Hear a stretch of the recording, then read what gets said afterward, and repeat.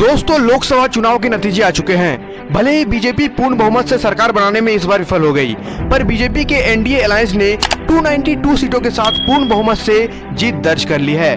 पर भले ही एनडीए की सरकार बन गई हो, पर अकेले बीजेपी पूरी तरह से बहुमत हासिल करने में इस बार विफल हो गई है। अब सरकार बनाने के लिए बीजेपी को उनके सहयोगी दलों के ऊपर निर्भर रहना होगा।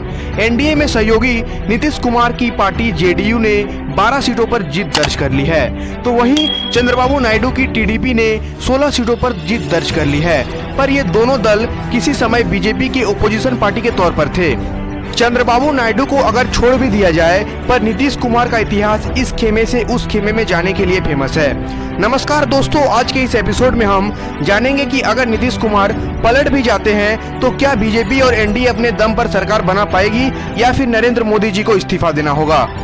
दोस्तों, अभी एनडीए 292 सीटों के साथ है, तो वहीं इंडी गठबंधन 233 सीटों के साथ ओपोजिशन पार्टी के तौर पर खड़ी है।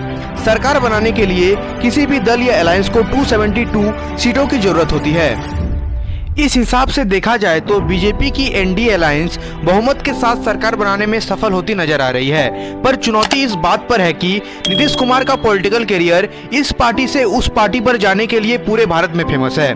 पर खेला तो इस बात पर है कि अगर नीतीश कुमार एनडीए का दामन छोड़ इंडिया का हाथ थाम भी लेते हैं, तो भी दो शहजादे जिनका जिक्र इस चुनावी जंग में प्रधानमंत्री मोदी ने बार बार किया है, अखिलेश और राहुल गांधी के नाव को किनारे तक ले जाने में नीतीश कुमार विफल हो जाएंगे। पर कैसे, उसके लिए आपको कुछ आंकड़ों पर नजर डालनी होगी। अभी आपके स्क्रीन पर शो हो रहे आंकड़े आपको ध्यान से देखने होंगे।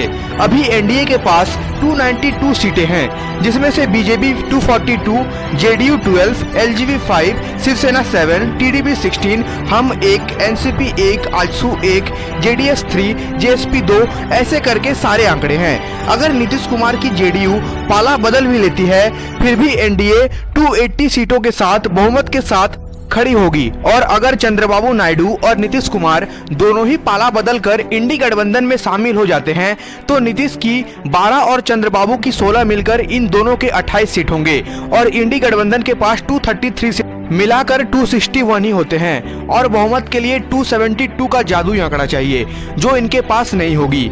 और होने के लिए भी इंडिपेंडेंट के 8 से 10 सदस्यों की आवश्यकता होगी, पर इतना जोड़ तोड़ आमतौर पर संभव करना मुश्किल है। इसलिए कुल मिलाकर नीतीश कुमार के इस बार पाला पलटने पर भी मोदी सरकार पर कोई भी आंच आती नजर नहीं आ रही है।